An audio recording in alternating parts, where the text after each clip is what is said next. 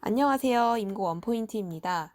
이번 주부터 시험 직전 주까지 총 10번에 걸쳐 임고 원포인트 컨텐츠 자체 뽀개기를 해보려고 합니다. 그동안 업로드되었던 교육과정, 기본이론, 강론을 과목별로 합쳐보았는데요. 따로따로 챙겨보지 마시고 한 번에 몰아보시면서 과목별로 뽀개기 하시는데 도움이 되시길 바랍니다. 바로 시작하겠습니다. 안녕하세요. 임고 원포인트입니다. 이번 시간에는 사회 교육과정 나올 각과 사회 기본이론 나올 각을 준비를 해보았습니다. 바로 시작하겠습니다. 먼저 사회 교육과정 나올 각입니다. 우선 사회교육과정은 반드시 준비를 하셔야 하는데요. 교학방평유나 교학방평, 그러니까 다시 말해서 밑교 밑평, 뒷교 뒷평 이런 것들을 본다의 의미가 있는 게 아니고요. 성취 기준에 나온 용어를 보셔야 합니다. 왜냐하면 사회에서는 반드시 1점 이상으로 성취 기준에 제시된 용어로 쓰세요 라는 유형의 문제가 출제되기 때문인데요. 사회는 특히 학자별로 어떤 동일한 개념이라도 지칭하는 용어가 굉장히 다양할 수 있는데 이러한 부분에 있어서 채점의 신뢰성을 높이고자 딱 정확하게 성취 기준에 제시된 용어를 쓰라고 합니다. 그래서 성취 기준에 제시된 용어를 쓰지 않을 경우 채점이 되지 않아요. 그래서 반드시 성취 기준에 나온 중요 용어, 키워드들은 반드시 암기를 하고 넘어가셔야 합니다. 그 양이 좀 너무 많기도 한데 용어만 위주로 본다면 진짜 얼마 안 내거든요. 그래서 반드시 그 1점 얻고 가셨으면 좋겠습니다. 그래서 제가 나올 각을 한번 재어봤는데요. 세시 풍속, 그다음에 중심지, 주민 참여, 지역 문제, 생산 소비 등 경제 활동, 사회 변화에는 곱하기 4가지가 있죠. 저출산 고령화, 정보화, 세계화. 그다음에 법의 역할은 권리 보호, 질서 유지. 그다음에 자유민주주의 이런 것들 챙겨가셨으면 좋겠습니다. 그리고 시민의 정치 참여, 민주적 의사결정 원리, 다수결, 대화 타협, 소수 의견 존중. 민주 정치의 기본 원리는 국민주권, 권력분립 이렇게 9번하고 10번 조금 하셔야 하고요. 그 다음에 자유경쟁, 경제정의.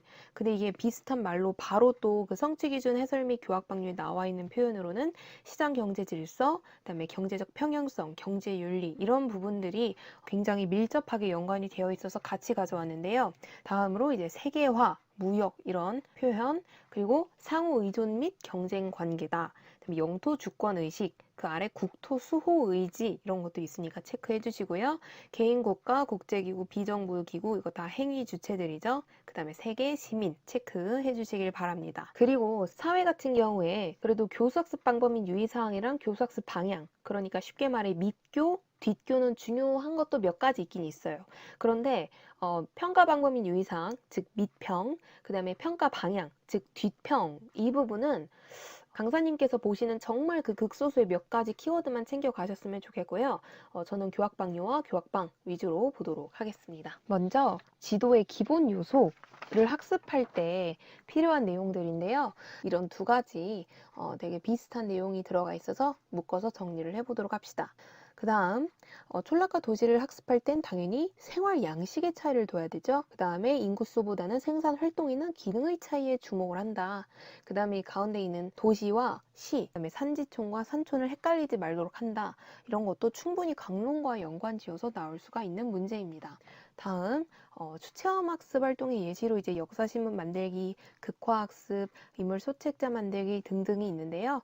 이거에 대한 활동 예시이니까 충분히 눈여겨볼 필요가 있습니다. 다음, 다수결 원칙은 일정한 한계를 갖고 있어서 어떻게 해야 한다? 민주적으로 실현되기 위해서는 대화와 타협, 소수 의견 존중이 전제되어야 한다. 너무 중요하죠.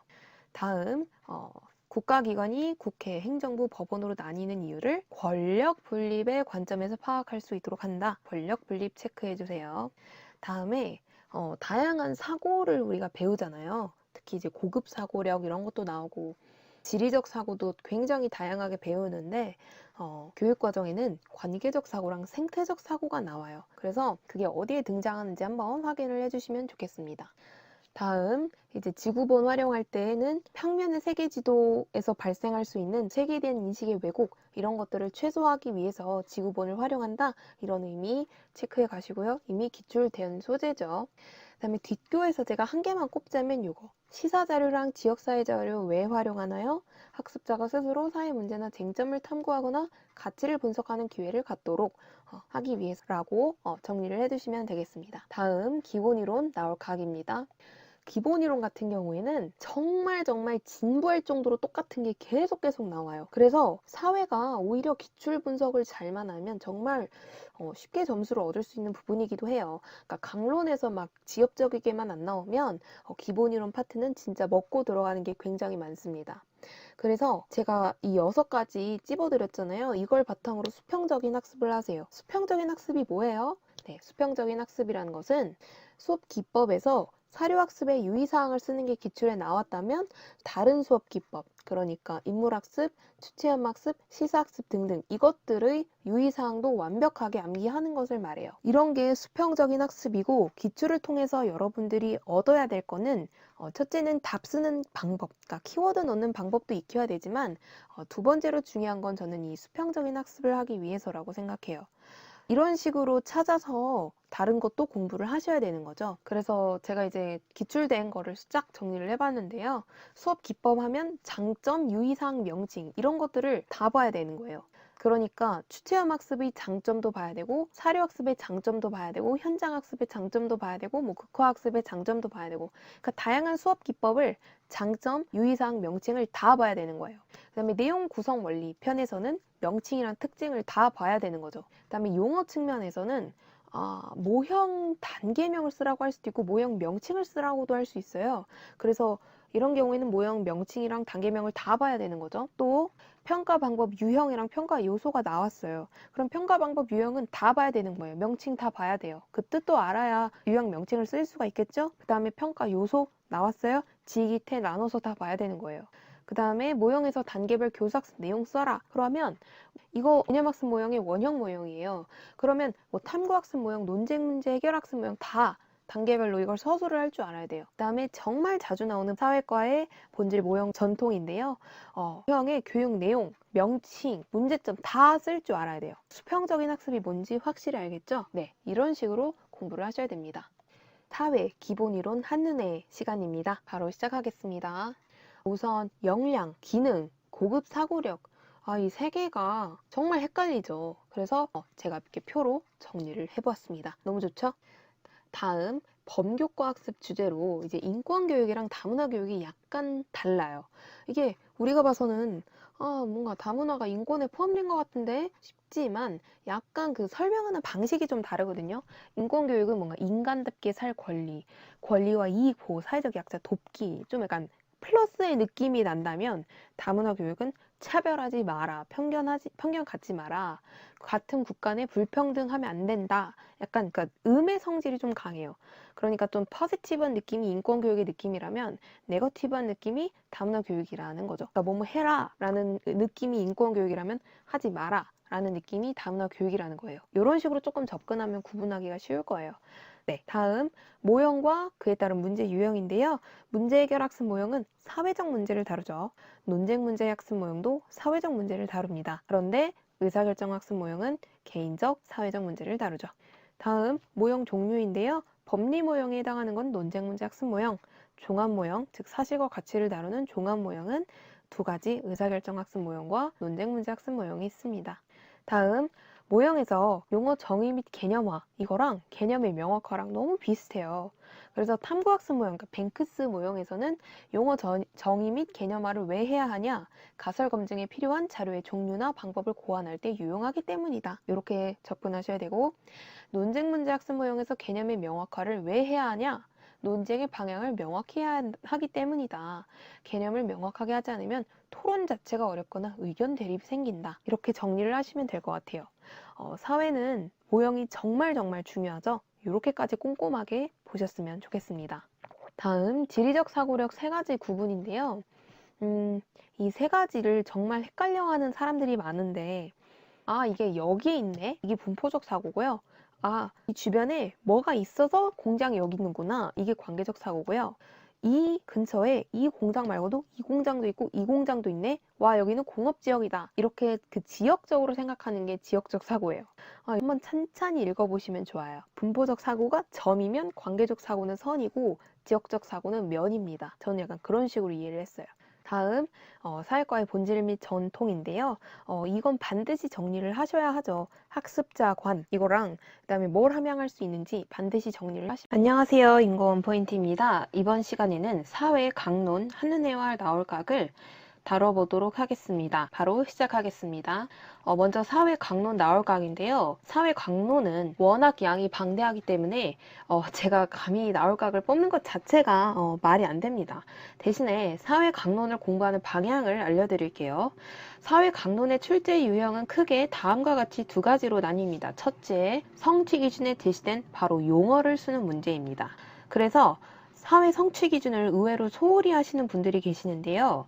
성취 기준에 나온 뭔가 특이한 용어 같은 것들이 있죠. 그런 것들은 모조리 다 체크해서 완벽하게 암기를 하셔야 됩니다. 근데 이 말을 성취 기준을 통암기하라 라는 말과 헷갈리시면 안 돼요.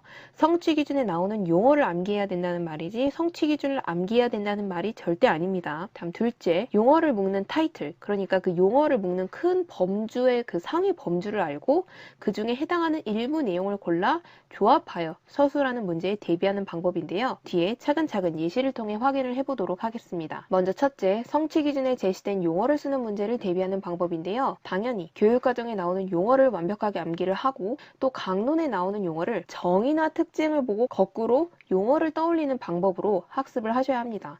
그래서 제 네이버 카페에 초등인고 원포인트에 올라온 제 사회 강론 단권화 자료 한번 보세요. 왼쪽에 용어, 오른쪽에 정의와 특 이런 식으로 정리가 되어 있으니까요. 제 단권화 자료 참고하시면서 공부하시면 좋겠습니다. 그리고 교육과정에 나온 용어 제가 정리해드린 것이 있어요. 바로 교육과정 나올 각인데요. 제 강의 거슬러 올라가시다 보면 나와 있으니까요. 네, 그거 참고해 주시면 됩니다. 그래서 실제 출제된 것들을 보면 정의나 특징이 먼저 나오고 그것으로부터 용어를 유추하게끔 그렇게 쓰라고 하는 문제가 나와요.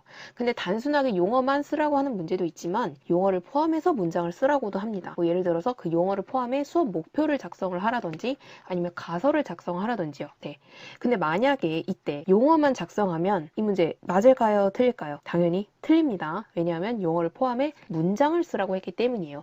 아래는 역대 기출에 나온 용어 답안, 그러니까 제가 공부했던 시절까지 모아놓은 건데요. 한번 쭉 참고해 보시면서 어떤 용어들이 시험에 나오는가 이런 것들을 체크해 보시면 좋겠습니다. 다음 둘째, 바로 카테고리를 외우는 건데요. 카테고리와 그 하위 요소들을 알아서 그것들을 활용해 조합해 또 서술하는 문제입니다. 사회 강론을 공부하실 때 첫 번째 나온 단순히 정의 특징으로부터 용어 유추하기 아니면 그 용어 조합해서 문장 쓰기 이렇게 학습하는 것을 넘어서서 용어가 어떤 상위 주제에 속해 있는 것인지 정확하게 알아야 됩니다. 그래서 단순히 용어, 정의 특징, 연결 짓는 것을 넘어서 상위 주제에서부터 하위 요소를 이렇게 가지치기 하듯이 그 곱하기 3, 곱하기 4 하듯이 떠올리는 방식으로 학습을 하셔야 되는데요.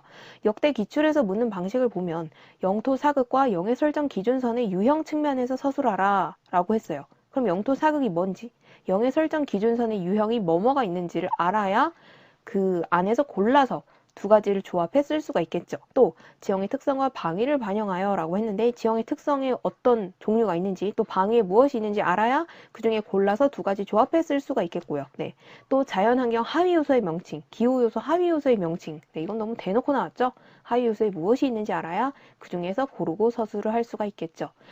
그래서 다시 정리하면 첫째, 정의 특징으로부터 용어 유추해서 그 용어를 조합해 문장을 만드는 것. 둘째, 그 용어를 묶는 큰 상의 카테고리와 그에 해당하는 범주의 요소들을 아셔야 됩니다. 이렇게 강론 나올 각은 정리를 해보도록 할게요. 다음은 제 사회 단권화 예시 자료를 하나 가져온 것인데요. 너무 제가 말한 것들이 잘 반영이 되어 있어서 이 부분을 가져왔습니다. 먼저 선거관리위원회를 보면 오른쪽에 정의와 특징에 대한 설명이 나와 있고요. 왼쪽에 용어 연결 짓는 방식으로 공부를 했어요. 그리고 범주를 공부할 때 민주선거의 기본 원칙에 해당하는 하위 요소 4가지 있고요. 민주주의를 실천하는 바람직한 태도에는 관용, 비판적 태도, 양보, 타협, 실천이 있습니다. 이런 식으로 카테고리를 암기하는 것 하나, 그 다음에 정의 특징으로부터 용어 이끌어내는 것 하나, 이렇게 두 가지 방향으로 사회 강론을 공부하시는 것이 맞습니다. 그런데 공부를 하시다 보면 사회 강론이 너무 양이 많다는 걸 느끼시게 되실 거예요. 그 이유가 사회 강론이 진짜 정말 지엽적인 용어가 가끔 나올 때가 있어요. 그래서 그 일점 때문에 사회 지도서를 막 엄청 파시는 분들이 계시거든요. 저도 너무 불안해서 지도서를 보긴 봐야 된다는 생각을 하긴 했지만 저 혼자 하기는 너무 부담스러워서 5에서 6명 정도 모여서 지도서 직소 스터디를 운영을 했었습니다. 이 사진은 제 책의 내용을 스캔해서 지금 보여드리는 건데요. 5, 6명이 한두 학기 분량의 지도서를 단원별로 나누어 맡아 미리 지엽적인 용어 위주로 체크를 해오는 거예요. 이 지도서 직소 스터디는 특히 사회에서 유용하게 작용을 했었는데요. 강사가 알려주지 않았던 내용이지만 그래도 좀 볼만한 가치가 있는 용어들을 위주로 체크를 해오는 거예요. 그래서 한 사람당 한 2단원 정도 맡아가지고 용어 부분 체크를 해온 다음에 많아서 각자 5분 내외로 그 용어를 딱딱딱 체크해서 알려주는 거죠. 그리고 이제 지도서 직소 스터디 끝나고 해체한 다음에 남은 시간 동안 좀 친구들이 알려줬던 용어를 위주로 조금 다시 한 번 더 정리를 해보고 만약에 지도서를 혼자 공부하기 부담스러우시다면 또 아예 무시하기에는 또 마음이 좀 찝찝하시다면 이 지도서 직소 스터디를 통해 해결해 보시는 것을 추천드립니다.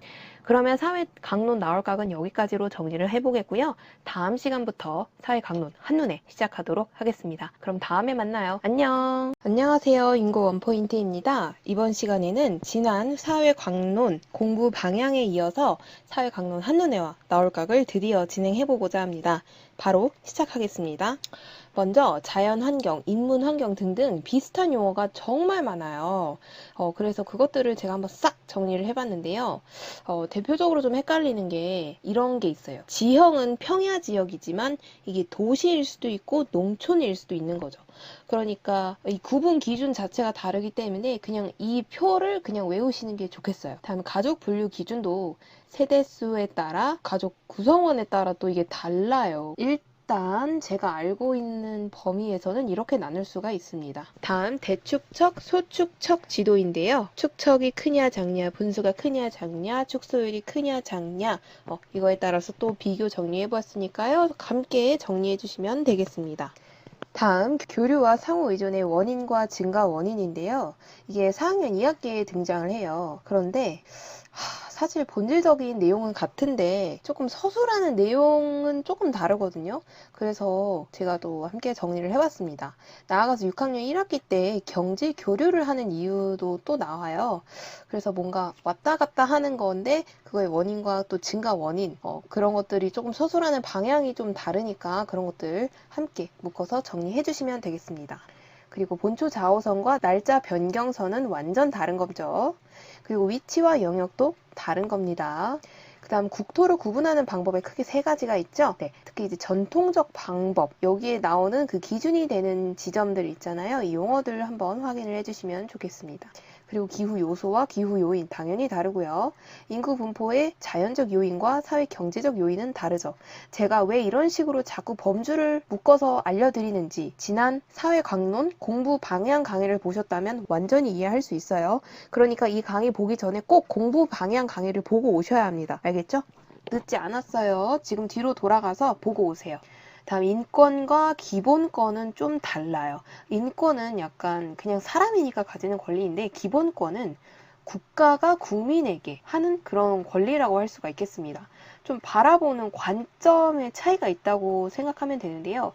제가 수능 개념의 법과 정치를 한번 살펴보니까 이게 바라보는 관점에 따라 좀 다르게 있더라고요. 실제로 자연권적인 성격이냐 실정권적인 성격이냐. 근데 이제 솔직히 초등사회 강론에서 이걸 뭐 그렇게 설명을 하진 않으니까 그냥 인권과 기본권이 좀 차이가 있다. 기본권이 좀 더 국가가 국민한테 보장하는 권리다. 이렇게 좀 생각하면 되겠어요. 그러니까 쉽게 말해 우리가 미국에 여행 갔을 때 3개월 미만 단기 체류를 하는 여행객이 미국의 기본권을 보장받을 수는 없는 거잖아요. 그쵸? 국민이 아닌 거니까. 하지만 내가 미국에 가서 인종차별 당하지 않을 권리는 있죠. 왜냐면 나는 사람이기 때문에 당연히 가지는 그건 권리니까요. 다음에 법의 역할, 필요성. 이건 제가 항상 강조하는 부분인데 권리 보호와 질서 유지가 있죠. 상위 범주 잘 기억하세요.